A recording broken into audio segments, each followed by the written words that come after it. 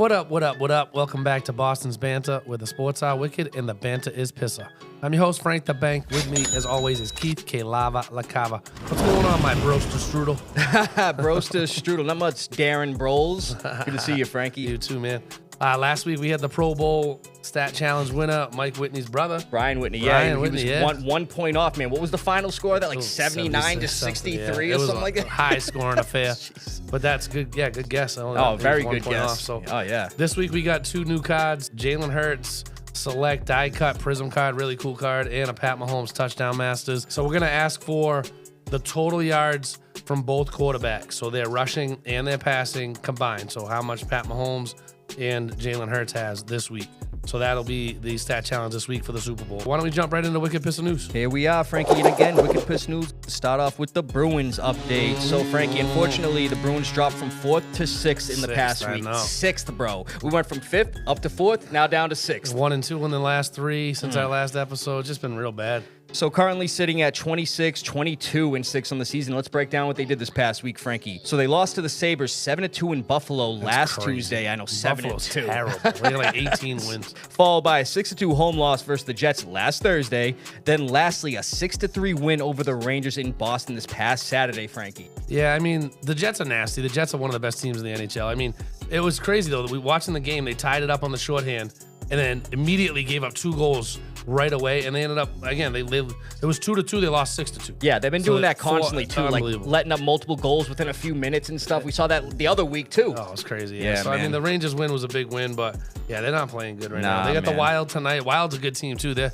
31-18-4, so they're a good team. Actually, it's at home. The Bruins are actually favored, for FanDuel and for betting purposes, but, plus money on the Wild isn't a bad idea the way the Bruins are playing, honestly. I hate to say that. Dude, 100%. You're being real there, Frankie, 31-18, they're a good team. Why don't we move over to the Celtics? What do you got for me there? Frankie, Celtics update. So Celtics are currently 35-15. They're still second in the East behind the Cavs. Cavs are actually starting to lose some games, too. So hopefully we can start climbing. They can keep losing games. They're playing the Cavs tonight. Yep, that's right. Big game that's tonight. Right. Good call on that. In Cleveland. Yes, sir. So they're on a 3-game win streak since our last episode. Let's break it down, Frankie. They had a 122-100 home win versus the Bulls last Wednesday, followed by a close 118-116 win on the road versus the Pelicans last Friday. Always give us trouble Dude, no matter what. 1 point win last time we played them, too. They always just gives us fits. They always do. Then lastly, a 118-110 road win versus Philly, which we like. We hate Philly, other than the Super Bowl this weekend. This past Sunday. That Philly game was gross, though. They were down 26 points. 26, They're I was just tied going to for say. the most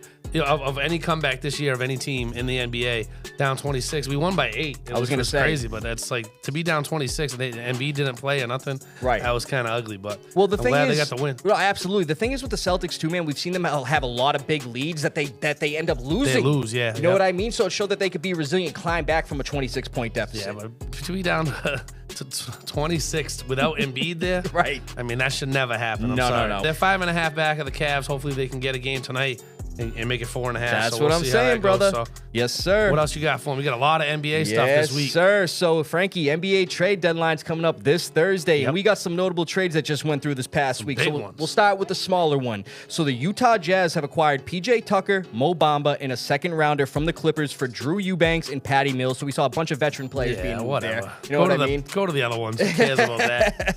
And then we had a 3-team deal that went down Sunday night, and a pretty notable one. The Spurs acquired De'Aaron Fox from the Kings. The Kings acquired Zach LaVine from the Bulls. It was a 3-team deal, like I said. And the Bulls acquired Kevin Huerter, Zach Collins, and Trey Jones. That was a good move for the Spurs, definitely, man. Getting De'Aaron Fox. Obviously, now you can put Chris Paul at the bench. He's up there in age. You have a fresh young player in De'Aaron Fox to complement with Victor Wembanyama. Yeah, I mean, it's going to be sick. Oh, absolutely, Fox is the only NBA player this year with a 60-point game. He's the only one that has 60-point game this year. The kid's nasty. Absolutely. That's a big trade for them. That was a great, smart move by them. I agree. And then the Kings acquiring Zach LaVine. Yeah. Oh, and he played with DeMar DeRozan, who's on the Kings, so they got some familiarity. LaVine's a good player, too. I mean, absolutely. De'Aaron Fox was the one in that deal. That makes the Spurs a lot better. Well, the Kings also got 3 firsts and 3 seconds. Saying, they maximized their profits for sure. Frank, you hear that? What is that? That's the alarm, bro. The alarm's going off. Oh, man. We had a crazy trade this past I got week. that notification late night, too. Late night. It was like midnight. Midnight. But I had a double take. I was like, wait a minute. Luka who? I know. I couldn't believe it either. I could not believe it. I was like, that's crazy. So, oh, man. So, lastly, let's bring up this trade right here. And it put the whole sports world into shock, including me and Frankie. Yeah, that was crazy. So, the Mavericks have traded superstar franchise player Luka Doncic to the Lakers for Anthony Davis. There were a few other players involved there, but we're going to talk about the two main guys. To start off, no stars on either side, the Mavericks or the Lakers, including LeBron James, knew this was even being discussed. Yeah. This is crazy. Dude, unreal, bro. I mean, obviously, the Mavericks, I've been hearing rumblings that they weren't really happy with Luka's conditioning habits. Yeah, no, he's injured a lot. We've made jokes about that. Yeah, it's true. Him and Jokic, we talk about their body and how they're not, like, conditioned yet. I mean, and they're great players, obviously, but so... Yeah, this kid can score at will, but his defense isn't the best. Dude, I'll say that. I'm going to tell you right now, though, no thought in my mind, even joking, I went on 2K, and I did this trade to see if it would go through, and 2K wouldn't even allow the trade to go through. No, the Mavericks get better defense. They're going to lose a little bit of offense, but not a lot. I mean, Anthony Davis is almost 25 a game. I mean, Luka's at 30. I mean, they've both been injured a little bit this year, too, but, I mean, their defense that helps their defense for sure. I mean, but if you look at what the Lakers, I mean, you're thinking about after LeBron. You know, LeBron's, a couple years left tops. Right. You know, this kid's going to be there for the next decade. He's a generational talent. This kid can score at will. He could go down in history as one of the top scorers of all time if he could stay healthy. Right. You know, I agree. I think that's, a smart move for them. You know, they're not. I just thought it was a great move for the Lakers. So I heard the Lakers weren't happy with Anthony Davis. He actually made some comments, and actually I'm going to show you guys the picture. So there it says around January 23rd that he told a reporter that we need to look for another big. And then he shortly traded after that. I heard the Lakers were not happy with those comments. I guess. I mean, yeah. Anthony Davis is nasty. I mean, he's a nasty player, but this Luka. I mean, to the Lakers, one of the best franchises in history behind the Celtics, obviously. Yeah. You know I was just going to say, Frankie, you better correct yourself there. Come on, you already know. But, yeah, if that's not going to light a fire under Luka, what will? You know what I mean? Going to the Lakers is, Boston and the Lakers are like the two premier teams in the NBA, in my opinion. Well, I'm going to tell you right now, Luka's sitting at 25 years old while Anthony Davis is pushing 32, and I hate to say it, it looks like the Lakers got the better deal. For sure, absolutely. For the next decade, you know what I mean? And supposedly the Mavs, they're not done wheeling and dealing. They still want to make some more trades. I've heard a few teams, I mean, do you think the Celtics are going to make any moves? Well, we'll have to wait and see on that, man. I mean, I like their core right now. Maybe add a bench piece, maybe another veteran player or something like that. But as of right now, I like their core and what they got. Oh, yeah, they're nasty. But did you hear, before we get on to the next thing, that there were fans outside the Mavericks Stadium right after that trade went down? They were chanting, "Sell the team." And then to make matters worse, they let up 91 points in the first half versus the Cavs. They lost by 40-something. Dude, the first half score was 91-46. They ended up losing 144-101. Yeah, they lost by 40-something. So after that trade went down, all the fans are already going crazy, sell the team, and then that happens. I don't know. I'm it just makes you wonder if Mark Cuban was involved with it and knew. He must have been. He can't trade Luka without Mark Cuban. He's the owner. He's firing the whole department if they didn't tell him. Yeah, there's no way. But in their defense, Kyrie didn't play in that game. It should be interesting to see how LeBron and LA Luka do. I don't think they'll be better this year, actually. I don't think that helps them this year. Right. Honestly. I mean, they'll put up points, but Anthony Davis is a great defender. Luka is not. Right. You know what I mean? Luka puts up points, but AD put up points. I mean, I don't know. We'll see. We'll have to see what happens, brother. So we got some unfortunate NBA injury news, Frankie. And Pelicans guard DeJounte Murray tore his Achilles in Friday's loss to the Celtics, like we were just talking about. Yeah, that was sad. The injury, unfortunately, is season-ending. He was averaging 17.5 points per game, 6.5 rebounds per game, and 7.4 assists per game. Yeah, he's a good player. He is, so they're going to be missing him. And Frankie, when will these guys learn? Let's go over to a betting scandal. Another one. Like, we weren't already talking about John There's a couple betting scandals this week, actually. Oh, my God, but this one, with Terry Rozier, unbelievable. So, Terry Rozier is being investigated for potentially fixing games in the NBA. There was an unusual betting activity on Rozier's performance in a March 2023 game when he was playing for the Hornets. He supposedly took himself out. He started, but he took himself out of the game, scored only, I believe, 5 points, and then he didn't play the rest of the season, talking about he had a hurt foot or something like that. That's crazy. I don't know. They're looking back. They're looking way back. I mean, that's like 2 years old now. Right. You know what I mean? That's crazy. They did that for John Gruden. Look how far they dug back in his emails. For his emails and stuff, I know. Well, there's that umpire this week got fired because he shared his FanDuel account with a friend or somebody. That. And that person was betting on baseball games, and he's an umpire in some of these games. So he got fired. He lost his job. Yeah, I did see that. Stop betting if you're in the sports world. Right. Like what you make enough money, you don't need, especially Terry Rozier. I mean, that's crazy. Well, if this is true. Well, know what I mean? I'm going to tell you right now, too, with Jonte Porter, he was more of a, he didn't really play much kind of play. Yeah, but still league minimum $300-400 grand. No, right, 100%. What I'm saying, though, is that Rozier is an 11-year NBA veteran who averages 14 points per game. So imagine him getting made millions of dollars. That's what I'm saying. And now his $50 million salary is at risk due to this. It's crazy. Yeah, man. Why are you doing that? Come on. Silliness. All right, Frankie, let's move over to some NFL news. And again, when will these guys learn? Ravens kicker Justin Tucker is being accused of inappropriate sexual behavior by numerous massage therapists. Yeah, it's up to like 9 now, I think. Haven't we heard this before? Same old song and dance. Same division, too. I AFC North. Today, what's going on there, bro? I bro? saw a meme today of Rush Hour with Chris Tucker and Jackie Chan, and it said over the top of Chris Tucker, Deshaun Watson bringing Justin Tucker to the massage parlor. It was so funny. And he's like, I want this one. I want this one. I want this. But yeah, that's crazy. Again, Justin Tucker, best kicker of all time, one of them. It's like, what are you doing? So these accusations supposedly happened around 2012 to 2016. And not to get into the details, Frankie, but what the f? Yeah. You know what I mean, dude? I'm saying. You're an NFL player making millions of dollars. Mind you, he's married, too. He got married in 2015. And I guarantee you he's in the doghouse, and he's probably sleeping in the doghouse, This is crazy, yeah. I mean, but that's still, think how, that's like 10 years ago, 12 years ago. Right. It's crazy. Stuff's coming up now. I know, man. I mean, It's who knows what crazy. it could be, but I'll tell you right now, man, it's not looking good for him right now. Nah, that's terrible. It is. And Frankie, we had a lot of notable coaching changes last week, and we got another notable assistant coaching change this week. So Pete Carroll and the Raiders, they finally have a new OC. The Raiders signed former NFL head coach Chip Kelly. He's back in the NFL as their new OC. He was previously Ohio State's OC. And Frankie, listen to this. They plan on making him the highest paid OC in the NFL this upcoming season at an annual salary of $6 million a year. Wow. I mean, he's a good OC, especially for college. But I'll tell you right now, though, man, overall NFL head coach record of 28-35. Even that 1 year he was with the 49ers, they had 2 wins. They were 2-14. I'm saying he's a great OC for college. I mean, he's unproven in the NFL. But you're paying him that much. If anything, I think Josh McDaniels should be getting paid more than him. Yeah, somebody that's already won and prove it. Yeah, exactly. I wouldn't pay him that much. That's crazy. So we'll see how the Raiders do. The Raiders don't even have that great of a team. We talked about their offensive numbers. The only position they got good in that offense right now is tight end. Yeah.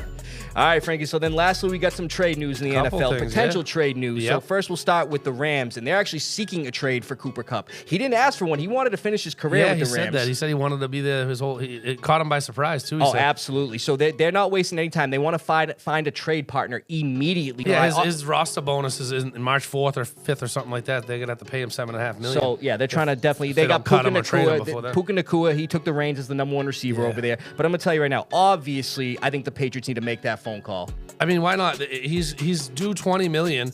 I mean, we were willing to pay Ayuk 30 or 28 or something crazy, and Cooper Kupp to me is better than Ayuk, honestly. Absolutely, and I actually heard too the Rams are willing to pay half of the salary whatever team he goes to. So try to make that. Yeah, of course. He said he came out today and was like, I'm going to be coming back better than ever. Like, go ahead and trade me, see what happens. Like, dude, basically. 3 seasons removed from the Triple Crown, 145 receptions, 1,947 yards, 16 touchdowns. But Frankie, these last 3 seasons, he hasn't had over 75 receptions or over 850 yards. Yeah, I mean, he's been injured. I mean, Puka was injured this year, too. Yeah. I mean, Puka missed time, too. So I think at the end of the day, this kid stepped up when Puka was gone. He did. I don't know why, if I'm Matt Stafford, I want as many receivers as I can get. Well, I'm going to tell you right now, when the Patriots, and if they do make that call, I don't think you'd have to give up too much to get him. Like, for example, look at previous history. Keenan Allen was acquired this past offseason for a 4th rounder to the Bears. Yep. Devontae Adams was acquired by the Jets for a conditional 3rd. Amari Cooper to the Browns, he was acquired for a 5th and then a next year 6th. And then, mind you, our boy Randy Moss, we sent a 4th for him. I mean, make the call, see what you can do. That's what I'm saying. Why not? I think he'd fit in great. I agree, 100%. Then lastly, we have a star player that wants a trade. The NFL's reigning Defensive Player of the Year, Myles Garrett, wants out of Cleveland, and he has requested a trade from the Browns, and he doesn't want to be there next year, considering already their starting quarterback's going to be out for the year. You know what I mean? Yeah, he came out and said he knows he can't win there. He wants a chance at the Super Bowl, and absolutely. he just can't get it there. Dude, he's only been to the playoffs twice in his, I believe, 7 or 8 seasons he's been with the Browns. Yep. And the Browns are reportedly sticking to their stance and have no intentions to have any conversations regarding a trade for their star pass rusher, which is like, dude, you kind of got to show the love and respect for the guy. He's been loyal to you, and you got to. He's not getting any younger. He wants to win a ring, man. He wants to contend. I mean, the Patriots to make that call. Right, 100%. But I'm going to tell you right now, man, they're going to have to give up way too much to get him. I would love to see Myles Garrett here. Absolutely, brother. So Garrett had 14 sacks last season, and on his career, he has 102.5 sacks. And like you were just saying, Vrabel and Elliott Wolf, give Cleveland a call, see what the deal is. See what it is. We'll see what happens, brother. That's all we got for Wicked Pissah News. We don't got really much Patriot stuff, so we're not doing Foxborough Focus. We're going to jump right into the playoff payoffs. Playoff payoffs, Frankie. We got one game left, brother. The Super Bowl's here, and let's get into the surefire picks for the Super Bowl. I got 4 players you'll want to bet on. Starting with quarterback Jalen Hurts, and I'm predicting he's going to have 250-plus total yards and 3+ touchdowns, and here's why. I think why. First of all, the guy hasn't thrown an INT since week 9. I'm just breaking that down real quick. That's awesome. Hurts had 374 total yards and 4 touchdowns, 3 rushing the last time these two teams played in the Super Bowl. Hurts had 262 total yards and 4 total touchdowns versus the Commanders in the NFC Championship. And, dude, I believe that performance will transition well into the Super Bowl and hopefully get the Eagles the Super Bowl win. I hope so. Number 2, wide receiver Devontae Smith. I'm predicting he's going to have 5+ receptions for 90+ yards. I'm not even going off the numbers for this prediction either, Frank. I'm going to break down what's going on here. Smith hasn't posted over 4 catches over 55 yards in 3 playoff games so far, but Smith is playing the Super Bowl in his home state of New Orleans. And not only that, he looks to make history as the 5th player in NFL history to win a Heisman, a college football national championship, and a Super Bowl.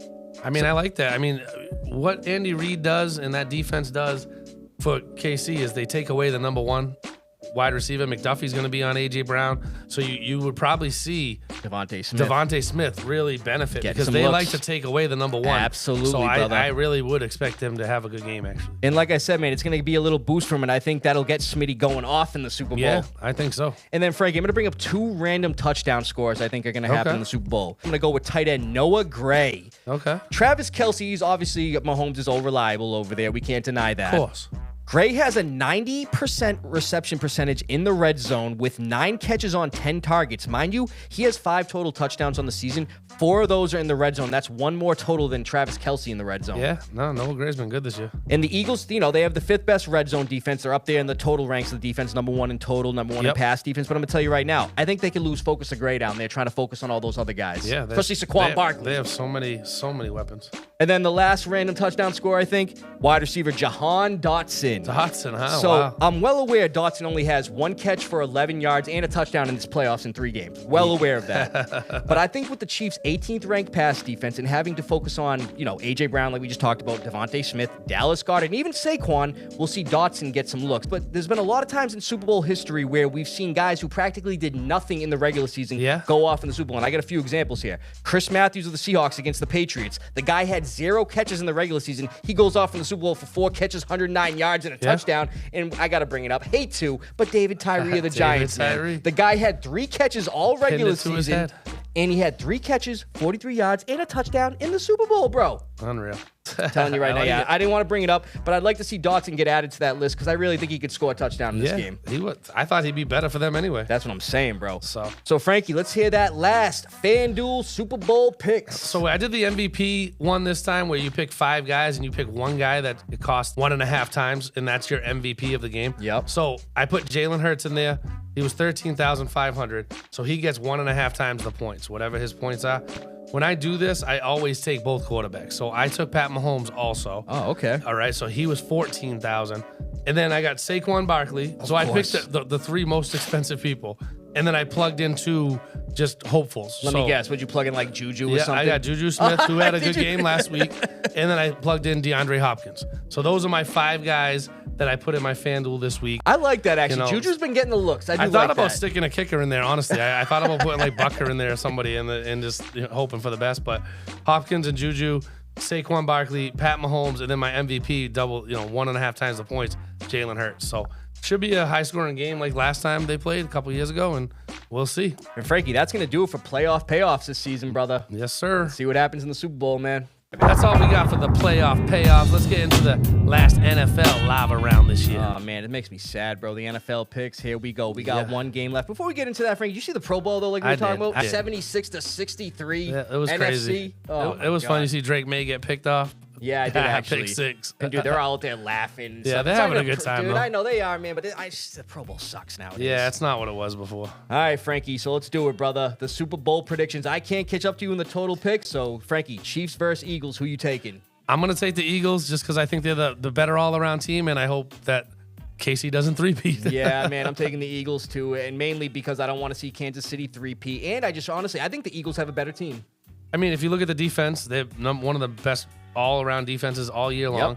In the playoffs, too. Yep. Saquon Barkley, the best running back in the NFL. Yep. You know, they're scoring a ton of touchdowns, and Hurts is scoring touchdowns. I mean, if you look at their 2 wide receivers, put them on any team, A.J. Brown, Absolutely. Devonta Smith. Dallas Goedert, as you talked about, is not bad either. No. Top 10 tight end. So it's like, if you look at all that together, you know, they have a squad. I know it's hard to go against Mahomes. The guy finds a way to win, but always he does. I'm not gonna bet. I'm not gonna bet on either team to win the game. I'm gonna bet some prop bets, right? But because you never know. I thought the Eagles were gonna beat them 2 years ago. Well, I'm gonna tell you right now, this Philly team is way better in my opinion than they were the last time the Chiefs played in the Super Bowl. So I'm rooting for the Eagles. Me man. too. I hope Jalen Hurts gets one, and I hope Saquon gets one. That'd be sick. That would be in his sick. first year. He left the Giants, and he gets one. That'd be sick. So, Frankie, he deserves it. With the Super Bowl coming up this Sunday, obviously, we like to do the promos at the end of the show. We don't really got much interesting coming out this weekend. Nothing. Not really cool TV shows and movies or anything.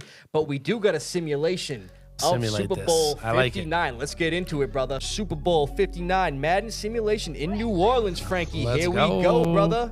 We got Frank the Bank and Keith LaCava on the simulation call. Here we go. So here comes Pat Mahomes with his stupid waddle. Oh, he's strutting out there. Here he goes. So Mahomes gets the drop back. He's looking for, who is he looking for? Oh, reliable Travis Kelce. Oh, nobody's even covering this dude. I know, man. Getting a first down. You got to get double but coverage not just right once there. on that drive, Frankie. He's going to do it again. He's dropping back, and he's looking for Kelce again. They're getting in the red zone on the first drive, brother. I do not like that at all, man. Look at him doing his stupid little dance. Here we go, third down here. Mahomes back to pass. Oh, does a spin. Oh, he gets nailed by Josh Sweat. Third down. Yeah, gotta love that right there. Held to a field goal. Andy Reid sending Harrison Butker out there. They got a field goal on the board. Chiefs up 3-0 to start the Super Bowl. So there's Nick Sirianni. He's going to be sending out his quarterback, Jalen Hurts, after the kickoff. And let's see what they can do, Frankie. In the shotgun, he's back to pass. Hurts. Oh, he does not look good. Oh, he gets nailed. He gets sacked. Lost about 10 right there. Not good, man. Hurts was sacked by Leo Chenal. After a Chiefs 3-0, the Eagles got the ball back, and Hurts is going to hand it off to Saquon Barkley for a 16-yard run. They're in the red zone. Get stuffed once, and they're going to get stuffed again. And for the third straight time, nothing. So they're going to have to settle for a field goal here. And the Eagles are sending out Jake Elliott for a 20-yard field goal, man, putting the score at 3-3 in the Super Bowl. So after stopping the Chiefs again, Jalen Hurts is going to be getting the ball, and he's going to be rolling. Look at him, Frankie. Oh, he's gone. He's going. He's gone. Oh, look at man, him splitting the seam right there, bro. Oh, wow. For a 42-yard run to get them in field goal range. And the Eagles would settle for another Jake Elliott field goal, putting the halftime score at 6-3 in favor of the Eagles, man. That's a low score in first half. I know, it is, man. We're going to fast forward to the end of the third quarter, and Pat Mahomes is dropping back, and he's going to find Noah Gray for the game's first touchdown. What were we talking about, bro? Noah Gray. Random touchdown scores, Frankie? Wait a minute. There's a booth review, Frankie. They're going to be checking it out. Nah, dude, he was down before. He's short. He's short. Look at that. Like Tony Romo was saying, I don't know, Jim. I don't know, Jim. Nah, you can tell, man. Look at the knees down. The ball's well behind it, so they're going to overturn that one for sure. Bringing it to the start of the fourth quarter, and the Chiefs are going to hand it off on 4th and goal to Isaiah Pacheco for the touchdown to put them up 10-9 in the Super Bowl, bro. And here's the Eagles back in the red zone. Hurts over the middle to Dallas Goedert. We were just talking about him. What a great dime pass right there. Right down the middle. With a seam to a wide open Dallas Goedert, man. Let's go. And, of course, the Eagles are going to go for 2, and they get it with Devontae Smith to put them up 17-10, Frankie. With 5 minutes left in the Super Bowl. I like this. Let's hope this really pans out like that. Like you said, Pat Mahomes always finds a way, and there he goes walking out to the huddle for hopefully a game-winning drive in the Super Bowl. I hope not. But we'll see what happens. So, Frankie, on 3rd and 5, they're dropping back, and he's going to find Travis Kelce again. Looks like a first down, but it's 4th and inches. What are they going to do? They're punting it. What? That simulation's whack. They're punting it, bro. But they were on their own 30 in our defense. I like it. But, yeah, they punted it. And Jalen Hurts just trying to ice the game. He looks downfield for tight end Grant Calcaterra for the first down field goal range. And it's looking like this game is done, bro. And they said, why not? With 1 second left, let's kick another field goal to put us up by 10 points. Nice. And the final score, Frankie, 20-10 in favor of the Eagles in the simulation. I like that. And look at Mahomes. He's all pissed off. Get the Eagles their rings and everything. Yep, you deserve it, Jalen Hurts. Jalen Hurts. Let's go, brother. And it's a beautiful sight. We see Pat Mahomes walking off, shaking his head. That's awesome. Let's hope that's the case, Frankie. I love it. I'm going to give him one of these. Yes, sir. Yes, sir, Frankie. From Beantown to your town, stay wicked Pissah. From Foxborough to your bro. Thanks for listening, everybody. We'll see you next week. Go Eagles.